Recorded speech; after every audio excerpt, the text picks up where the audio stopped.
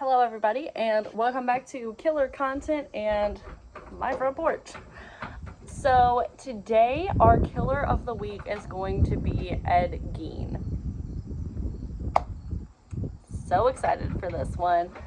So we're crossing off the state of Wisconsin and I'm really excited because Ed Gein is actually, a lot of people know about him. He was the influence for Texas Chainsaw Massacre, all that other good stuff. So I'm really excited, super happy. So we will start off with his childhood. So he was born the second of two boys in his family, and he had his mother, y'all understand. So his mom hated his dad, because he was an alcoholic. He couldn't keep a job. He worked like jobs as a tanner, which if y'all know, that's like to make leather and stuff like that, I'm pretty sure. Carpentry, things like that, and an insurance salesman.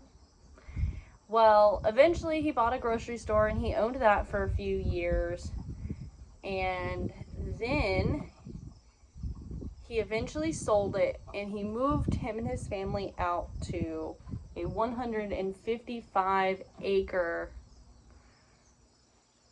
farm out in Plainfield, Wisconsin. So he was out there doing all of that, and the boys were very sheltered. His older brother's name was Henry, by the way. His mother's name was Augusta, and I can't quite remember his dad's name. Well, his mother was very religious, and she was considered to be a Lutheran. So she wouldn't let anybody come over to the house and influence her sons. The only time they left the house was to go to school and come back. She considered women to be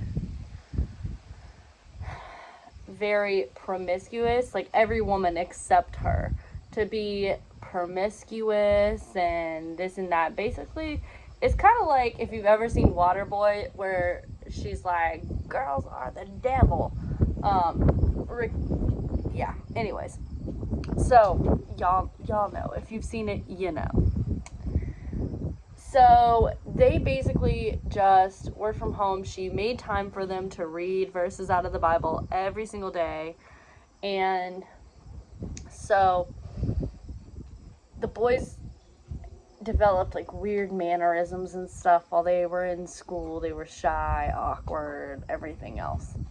Well, their dad eventually died of heart failure because of his alcoholism. And then, so the two boys had to start working odd jobs just to make ends meet on the farm so they can keep everything together. And it was, let's see, I think it was a couple months or a few years after his dad died that the boys were burning some brush out in the field on the farm. Now, mind you, Ed is really close to his mom at this point. Like, he's super close to her and everything. Anybody else just see that balloon just like magically float behind me? Like, what the fuck was that? Anyways, so Ed was super close to his mom, and Henry was not. Henry did not like her. He did not share her viewpoints, nothing.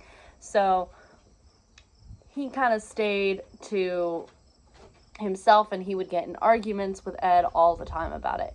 Well, the boys were burning some bush out in the field one day, and the fire got out of control. Well, at the end of the day, after the fire was out, he reported that Henry was missing. Well, they found his body laying face down, and then he, like, literally wasn't burned or anything else. And they found bruises on his head, but somehow the police still ruled out foul play. And then the autopsy said that he died due to asphyxiation, and it still was considered foul play. But detectives nowadays like look back at it and stuff, and they say that, you know, it's most likely the Cain and Abel situation of Ed's life, and I'm pretty sure he did kill him because of the stuff, like he killed him for his mom. So I'm pretty sure that's what's going on there. And I just see that you guys are gonna travel with me for a moment. So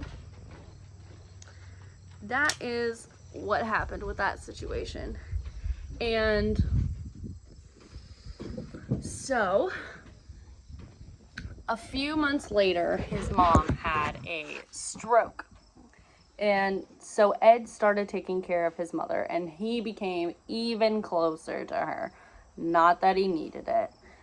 And so the closer he got to her, the more and more they would do together.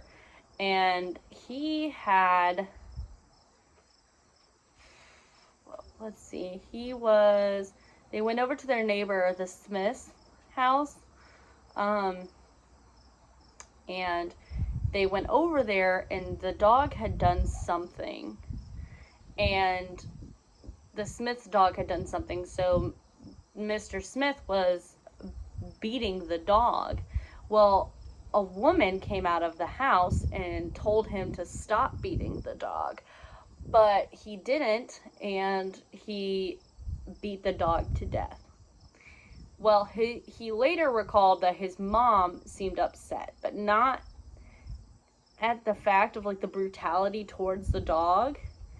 She was upset because of the woman. She's like, called him his harlot because they weren't married, and she had no right to be there, and like this and that. Like, she was mad at the woman. So like, this dude grew up around so much anger towards women. Like, I can't even imagine if that woman would have popped out a girl instead of two boys. Like, Jesus. So not long after that, she had another stroke, and her health just depleted so quickly, and she died in December. It was like December 29th, but I can't remember what year exactly. And that's kind of when things took a turn for the worst. And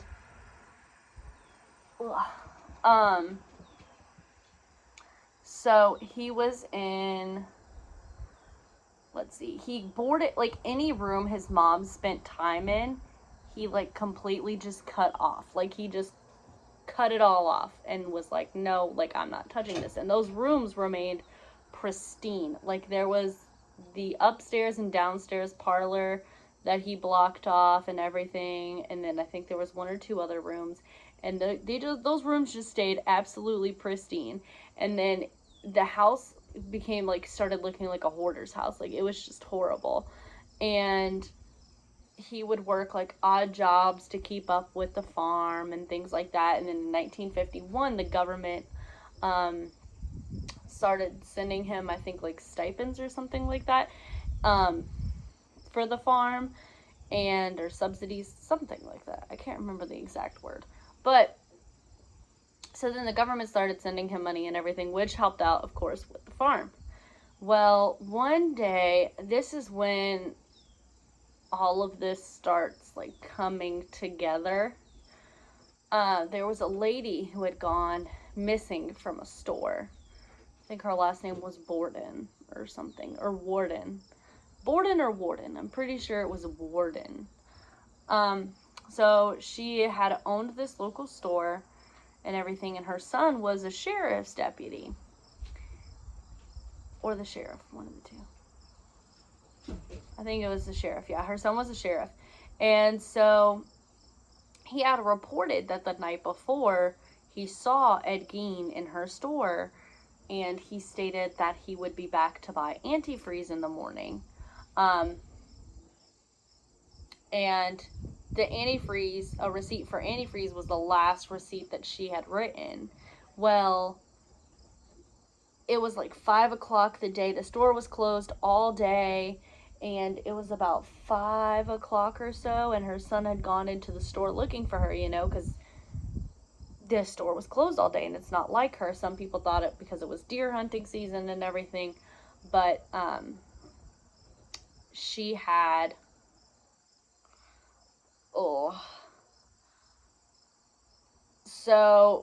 this is horrible. I hate saying this.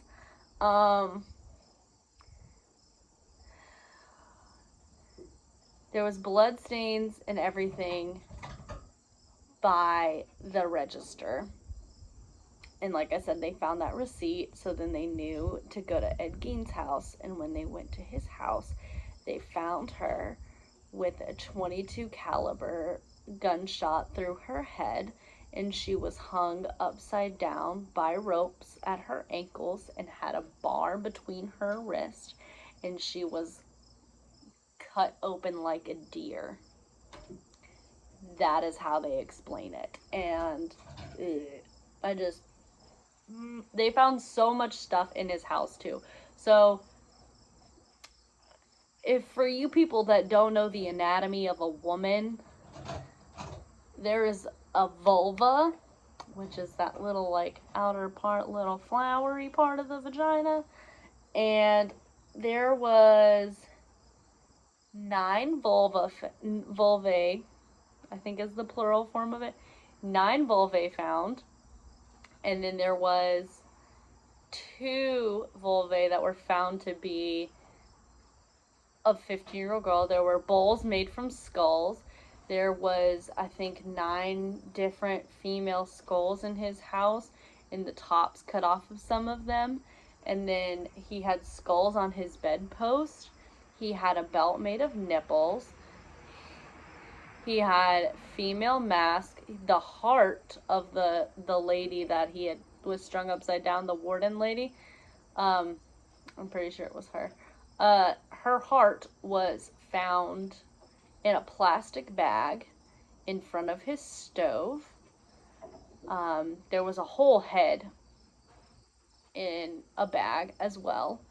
I'm trying to remember everything because there was so much. Oh yeah, there was masks made of female faces. There was leggings made from the legs of like women. There was a corset made from like the torso that was cut off of a woman from like literally shoulders to waist. So there's that. Yeah, there was just so much shit. There was so much shit. Like, cannot do it. My leg is literally shaking right now. So this man is psycho, and we can tell that. Well, he went into for questioning for police. He confessed to like 2 murders, but he said a lot of the bodies, like where he got a lot of like the skulls and the skin and everything else, was between 1947 and 1952, I think it was. He made 40 trips to the cemetery and considered himself to be in a trance. And during this trance, 30 of those visits, he came out of the trance while he was in the cemetery and left empty-handed. And then the other 10 times was when he, like, went to the grave sites of women who weren't completely buried yet. Like, they had just buried them. Like, they just had their funeral. So he would break into their caskets and he would take their bodies and bring them home and tan their skin and everything and use it to create his house decor, because he had a lampshade made of female faces. He also had like a female skin over his chairs. It was so disgusting, y'all. Can you imagine like sitting on someone's Like, they're sitting on someone's face and then they're sitting on someone's face. Like, no. No. So, at this point, you can tell this man is batshit crazy. And they found all that stuff in there. And then he's saying, like, yeah, I just went and, like, I was in a trance. I robbed their graves. And then I made home decor out of their skin. Like, just casual. It's fine. So the police wanted to corroborate this, so I think they dug up like 3 of the graves. He gave them directions to like the 9 grave sites, and they did. Some of them were empty. One had a crowbar in it, and then the other one was like you could see parts of the body, and the jewelry was returned, like the body parts he didn't use. And so then he goes to trial, and he pleads not guilty due to insanity. Lilo, get down. He pleads not guilty due to reasons of insanity. And so he is checked out by a psychiatrist, and he had schizophrenia. So then he went to a mental hospital till he was well enough to talk to his like lawyers and his legal team, and then he was able to stand trial. Well, he did that. There was no jury. They asked, like, the defense asked that there not be a jury, and that was withheld. So it was just the ruling for the judge, and the judge said he was guilty. And then the next trial that he had was because, like, for his mental state, whether he was like actually competent during the time, and he was found not guilty due to insanity. So he was able to get off, but he spent a life in a mental institution. So that's Ed Gein. He died, I can't remember what year it was, but he did die in the mental institution. He spent the rest of his life there, and he is absolutely fucking batshit crazy. They also found like fingers of women, just like fingers casually just strewn about, and like bone fragments and everything else, and body part. I just can't. Like, why would you make a belt out of nipples? What purpose does that serve you? 2,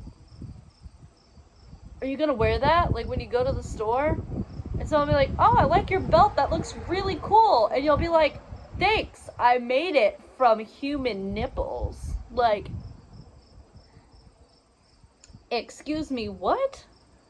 I don't know. That man is just absolutely crazy. He is the reason why some people get concerned when a son is a little too close to his mom. Like, after she died, shortly after is when he started creating a woman suit so that looked like his mom, so he could become her and literally crawl in her skin. I cannot. Y'all don't understand. Like,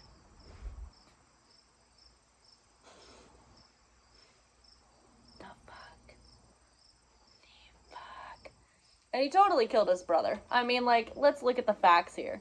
The brother was not burned in the fire, but they were supposedly out burning the bush together. And then, he was found with bruises on his head, died of asphyxiation, and everything else. Like, let's be real. He killed him. He totally killed him. Hands down. He confessed to 2 murders, but we all know he killed his own brother for his mom. Like, just know, y'all mama's boys, I'm watching you. I am. Don't be making human nipple belts. Don't do it. Find you. Anyways, so I hope you guys liked this week's video. I hope you liked learning about Ed Gein. He's so interesting. Watch Texas Chainsaw Massacre. It's almost fall, which means it's almost October, which is almost Halloween. So watch all the spooky movies you can. And, of course, the documentaries on serial killers, because what else are you supposed to do with your life? And comment, let me know about a certain state you want to hear a serial killer from, or anything like that. So just comment, let me know, like, subscribe, follow my Facebook. I'm so excited. Thank you all for the love and support again. Thank you for watching this video. Read the article, go to the website, killercontent.tv. I love y'all. Stay killer.